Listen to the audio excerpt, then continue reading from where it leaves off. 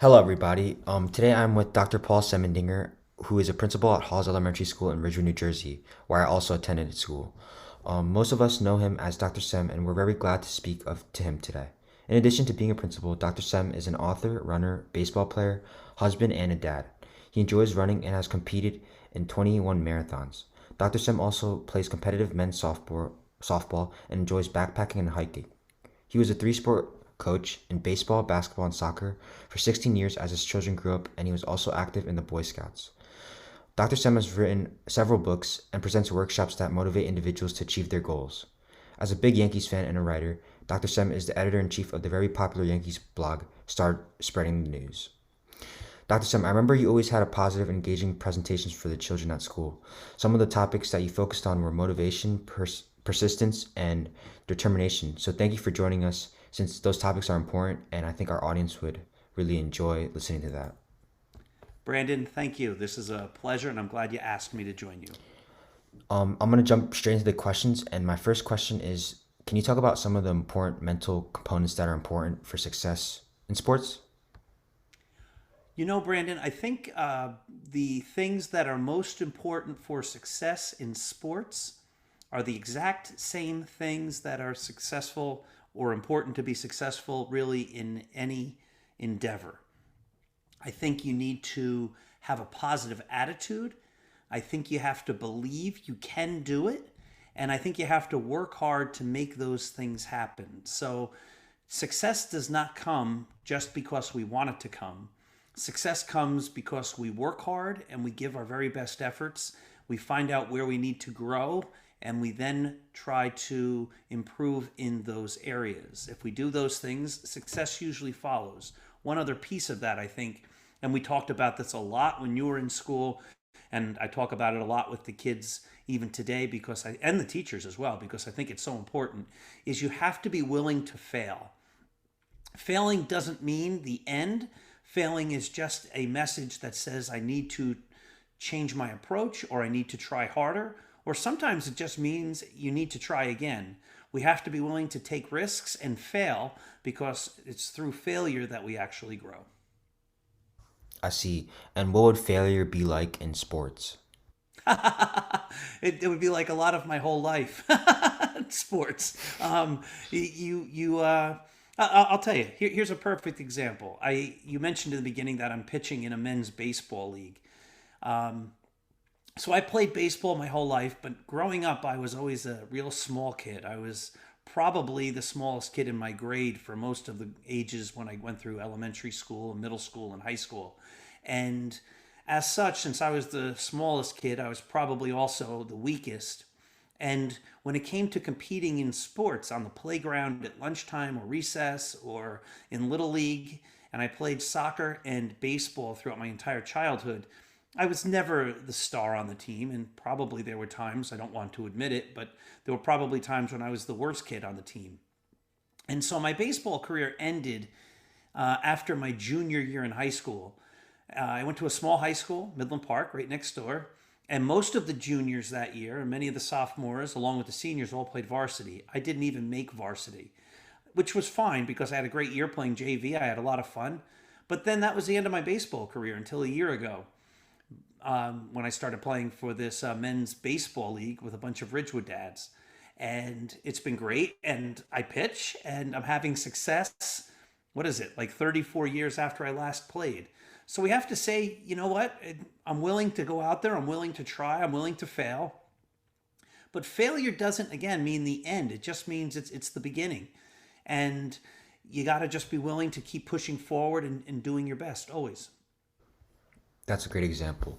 And also in your book, Impossible is an Illusion, you provide personal short stories centered around hard work and determination and remaining positive.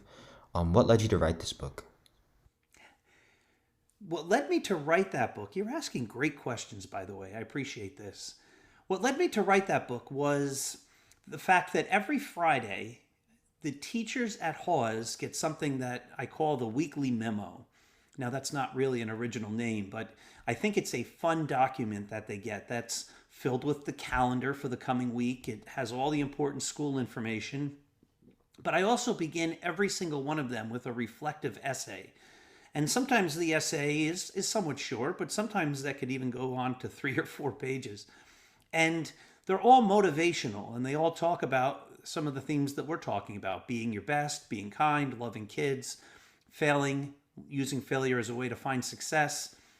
And I was told by many of the teachers that, these are great stories. And I just compiled them and decided that it might make a nice book, and it did.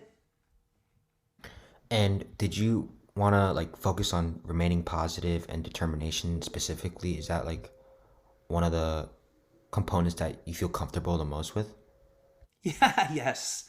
Uh, I think I have the ability to stay positive probably 98% of the time, and always try to find the good and look to the good. And hopefully I can help other people do the same thing, whether it be kids or teachers or other people who read the book and are inspired by the idea that there usually is a silver lining to everything, and there's usually a positive way to look at even the most dire of circumstances. And when we find that positive part of whatever it is that we're going through that's difficult, it helps us deal with it and helps us do a better job going forward. So how do you stay positive 98% of the time? I don't know. I think there's a lot of reasons. I have a great job. The school. It's a phenomenal school. In many schools, like principals have to deal with unmotivated teachers. I don't have to deal with that. The teachers at Hawes, really the teachers throughout Ridgewood, we're very fortunate to be in Ridgewood, but I can't speak specifically to other schools. I can only speak to what I live. But the teachers at Hawes, they're great. Each one is better than the next one. They each bring great perspectives. They're honest. They love kids. The parents throughout this is my 13th year, my 12 plus years in Ridgewood, have been only supportive. They've been great.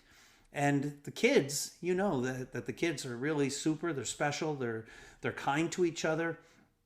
And then on the other end, I have a great wife. I have 3 great kids. I have great parents and in-laws. So I really have a wonderful life. And so sometimes, even in the most difficult of circumstances, if you take a step back and you realize all the good things, I think it helps you stay positive. You remain positive by because of your job and the Oh, kids. yes, How would yes. a younger athlete be positive since they don't have a job? That's a great question. Um, so I think what a young athlete has to do is understand that that child is not a finished product. None of us are. But I think that's easier for a 52-year-old guy to say that because I've been living for a long time. And if you're a kid, I think kids often look at the athletes on TV or the athletes on the Little League field, or that they see maybe an older brother or a cousin, and they look at themselves and find themselves to be athletically inferior. And they say, boy, I'll never be that good. And I think when you get that kind of an attitude and you think, I will never be that good, then you're actually putting barriers in your way to finding success. Instead, what kids should do is they should say, I'm not a finished product. And you know what? Tom Brady, the greatest quarterback ever, obviously, was once um, a fourth grader, and he wasn't the greatest kid. In fact, Tom Brady's whole career, I don't have all those numbers in front of me and all the stories, but he was never considered the superstar player until he really got his chance in the NFL. So I think we have to always understand things like that. Derek Jeter once couldn't play catch because when he was little, like everybody else, like every single human being, the first time somebody threw a ball to him, he couldn't catch it. And he couldn't hit when he first learned how to hit, I'm sure. And he only became great, as everyone only becomes great, by working hard and by putting in the time and the effort and the energy and having that focus. And so a kid should say that. The kid should say, I'm not where I want to be. But the other thing that the kid should say is, I can get there if I work hard and I stay focused. That's great. And moving on to like your personal website, you have a blog post. You have a certain blog post that you talk about Kintsugi, and I thought it was really interesting because you talk about a broken bowl and how it relates to failure and acceptance. Could you share that story with us? Sure. Yeah, kintsugi is the Japanese word or the Japanese way that they fix things that are broken when they repair the break with a lacquer that's usually gold or silver. And the real point of that essay is that what we often do when we make mistakes is we try to hide those mistakes. I begin the essay by talking about a antique bowl or a dish that's on a shelf or in a kitchen cabinet that's on display or a china cabinet, something like that, and you're dusting and you accidentally break it. What would most people do? Most people would probably throw it away or they'd stick it in the back of the drawer so no one else can see it. But the idea of kintsugi is you actually repair it. And instead of hiding the breaks, you actually highlight where the breaks are because the idea is that we become better through the mistakes we made and through the errors. And I think it's just a great idea that we should bring into our everyday lives. We're not perfect. None of us are perfect. We all have good days and we all have bad days. And sometimes what we need to do, we probably should do this always, is look at the mistakes we make and try to fix them and find ways to fix them. But the idea of kintsugi is instead of hiding the way we fix it, is we put it out there for everyone to see. Like this is where I needed to grow and this is how I did grow and we repair ourselves right out there in the open so everyone can see that we're working hard to be the best us that we can be. So, if a younger athlete didn't do well in a competition for sports, would he just say, "Oh, I didn't do well" to like his whole team? Is that what kintsugi means? I don't know if it means that. I think any athlete who doesn't do well in a competitive contest, the teammates will know that. I think what you could do is you could say, hey, that's on me. I wouldn't dwell on that, especially as a young athlete, because every single athlete has blown a game. Every single one of them. Every single famous athlete has blown a game. In baseball, it's considered to be a great season if you hit 300. Well, hitting 300 means that you're out 7 out of every 10 times. So you're failing most often. That's the way most sports are. Maybe not quite to the extent of a baseball batting average, but in every single sport, every single player has found periods of time when they have blown games and they have caused their own team to lose. So I think sometimes you have to own it. But I don't know if you have to just go around anytime your team loses and say it was my fault. One of the things I used to try to teach my teams when I coached them, when my kids were growing up and I coached all their sports, was that we are as good as the collective. Like as a team, we're going to win together and we're going to lose together. And I would start off the season, especially in soccer, and I would say, hey, if Brandon scores the winning goal, who won the game for us? And the kid's immediate reaction would be Brandon. And I would say, no, that's not the answer. The answer is we all won the game for us. Brandon put the ball in the net, but he wasn't the kid who won the game. We all won the game. And to try to get the kids to understand that. So I don't want kids to walk around and say, like, I blew the game. I don't know if that's very productive, especially at a young age. I agree. That's interesting. And also, you wrote about rejection that you experienced when trying to write your book and get it published. How did you stay positive during that time? Wow, that's another great question. Um, I think when you realize that you can do something, it might take other people a longer time to realize that you can also do that.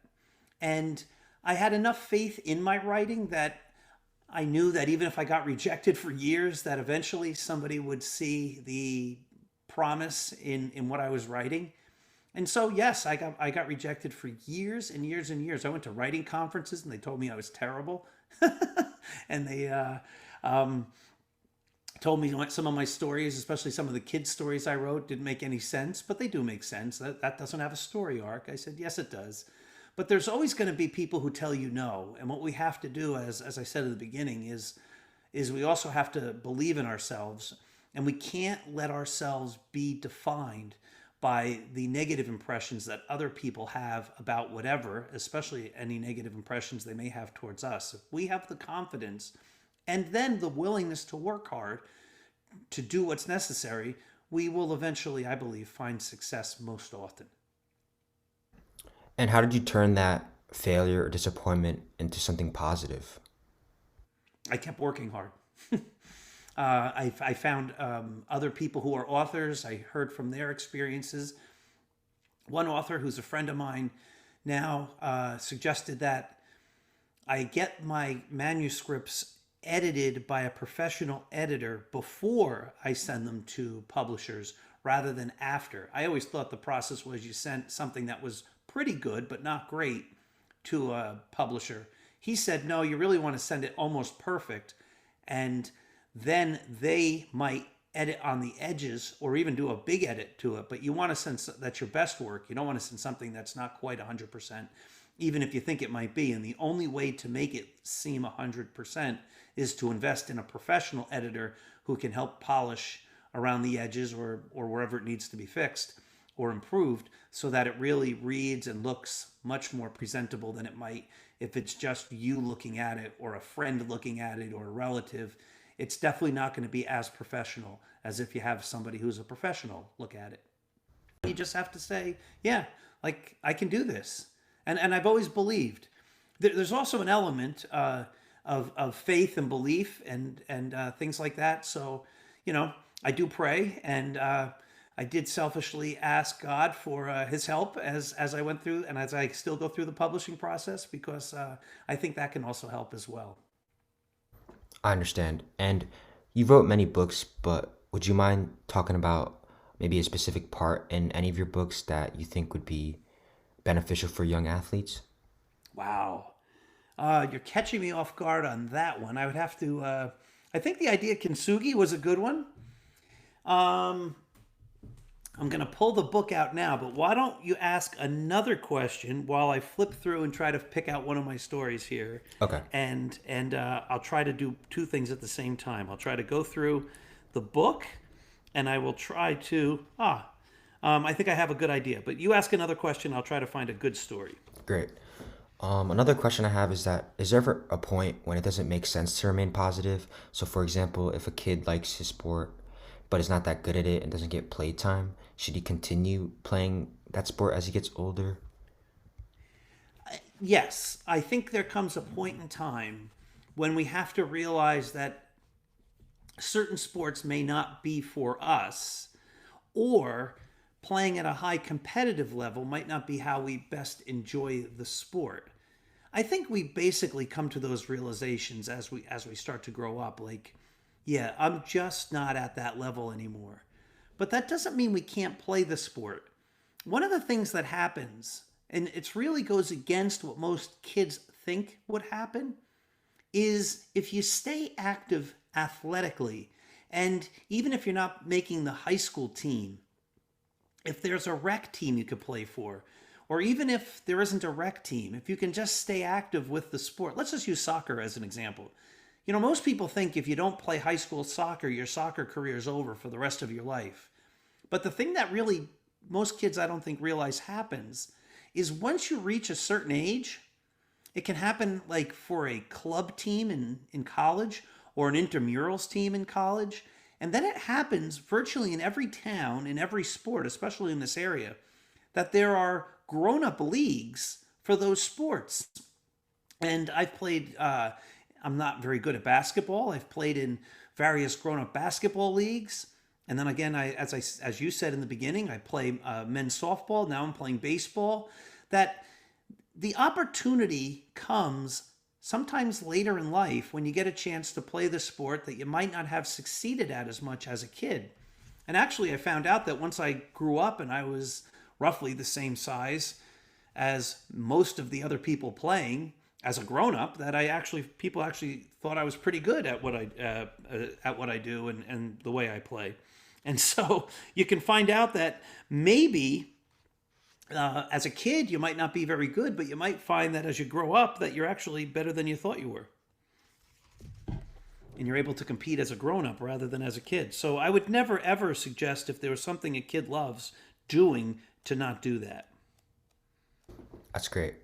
And did you find like anything in that story that you would like to share? I'm flipping through, and there's a couple examples of stories about me running marathons in in the book and what goes through your mind when you do that. And those might be good examples. Running a marathon is a race that's 26.2 miles. It's the average person, I think, runs a marathon in just about 4 hours and 45 minutes to 5 hours.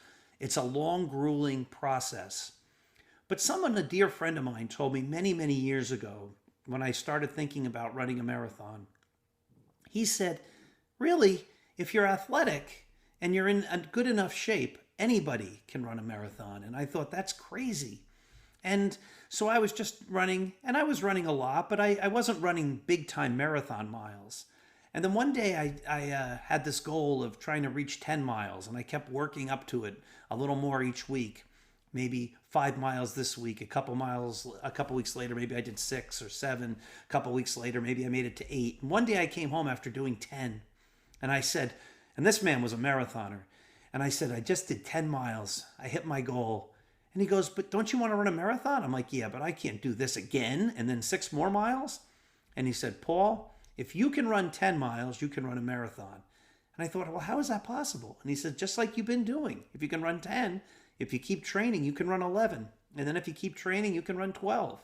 And you just keep building and building and building. And you can find out that you can do things that you never thought possible. And I think that's a great message. You can't just wake up one day and run a marathon, but if you follow a training program over many, many, many months, you can do something that very few people have ever done and find that you're successful at it and that you achieve an athletic goal that, again, is something that most people haven't done and that usually or oftentimes it makes you want to do it again and again. I see. And were the first couple marathons for you really difficult? Actually, the first one was such an absolute joy that it made me hooked for life. I ran the New York City Marathon in 2002. I trained very well for it. I read books about how to train for marathons. I talked to people who run marathons. And it was so unbelievably great for a little kid who wanted to be a Yankee and who never made it, obviously. When you run the marathon, you, especially in a big marathon in a big city, there are people that line the streets. So for 4 hours and 24 minutes, there were people cheering me and yelling for me and telling me I was awesome. You feel like you're a professional athlete, even though they're doing that for every one of the 50,000 people that are running. You feel like they're all cheering for you.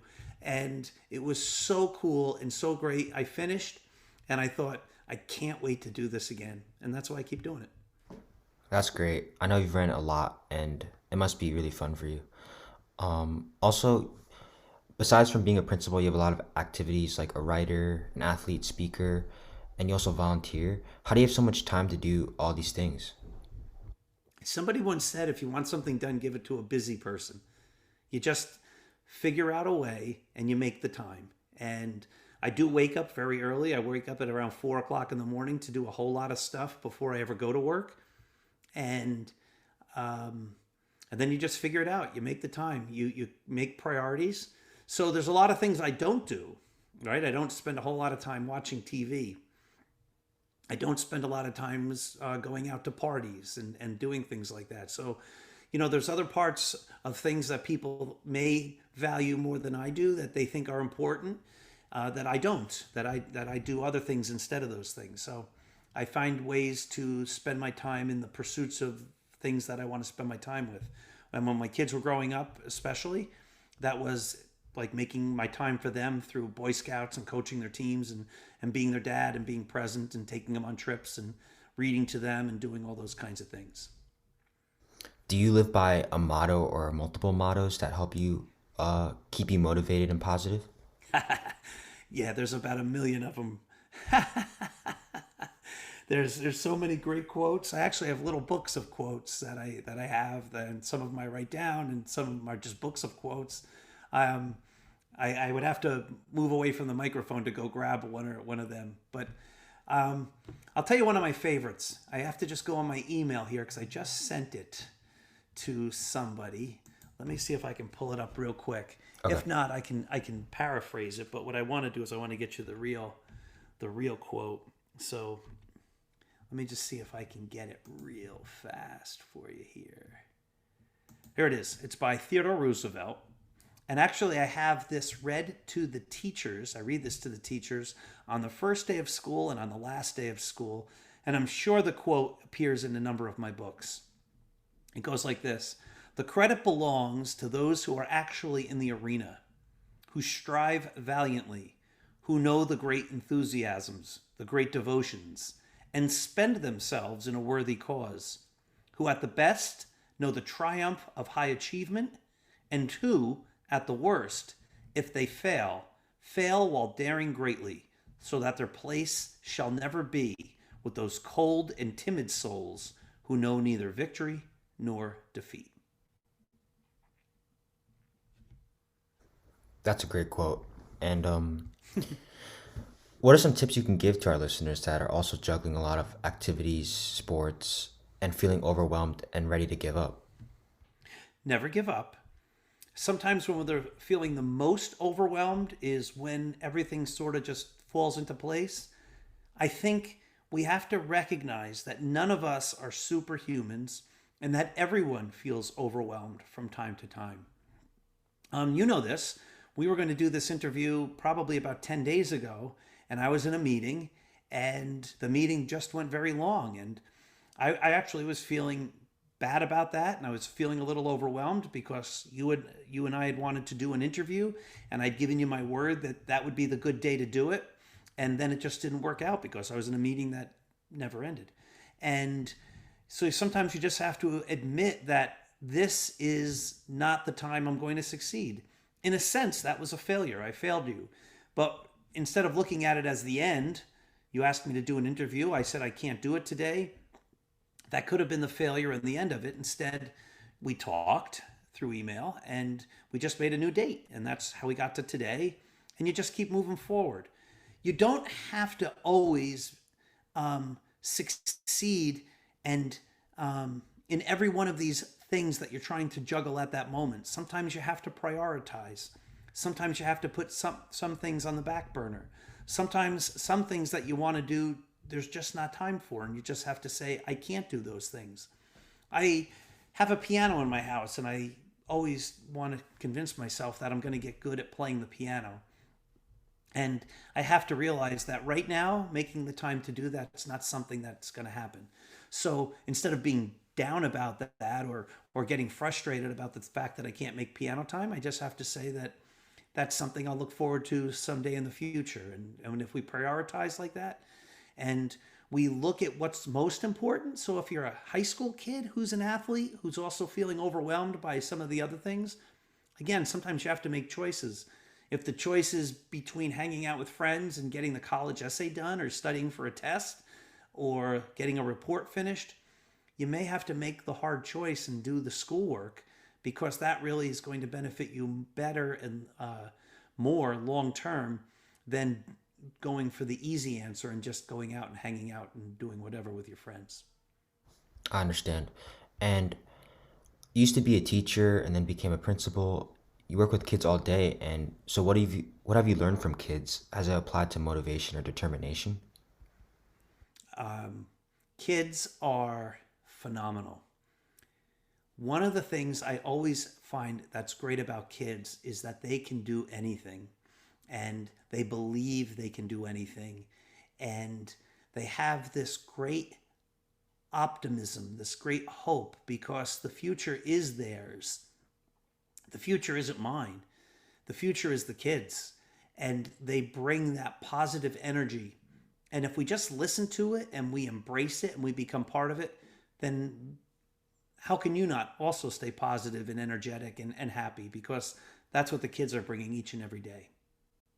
Got it. And those are all my questions, but do you have any other resources or tips or advice that you'd like to share? Oh my goodness. I think you covered a lot of it. Um, let's just go back to where we started at the beginning. Stay positive, believe in yourself, understand that you can fail, but failure is not the end. Failure is often the beginning. Understand that everyone who is successful and who has found success has failed, but also put in the necessary time in order to figure out why they failed and to become better at it. Never give up. Never give up your dreams. Never say, I can't. The better words to that are words like until now or I couldn't, but I might be able to someday. And keep working towards those goals, knowing that you're not going to achieve all of them.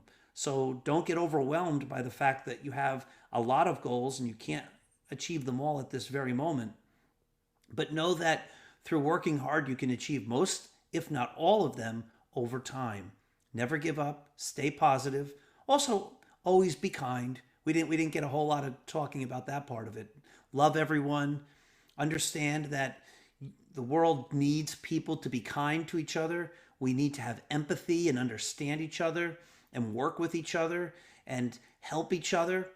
Sometimes we get our biggest boosts when we actually bend down to help somebody else, right? And when we give of ourselves, we often receive much more in return, even if that's not why we were giving in the first place. So there's a lot on that we could talk about maybe another time, but that's all good stuff too. Love the world because they're all there for you, and we need to be there for them. That sounds great, and I think everybody loves your positivity, and you said it great. You're a great role model for everybody, and thank you for everybody that's listened to the end of this podcast, and thanks again, Dr. Sim, for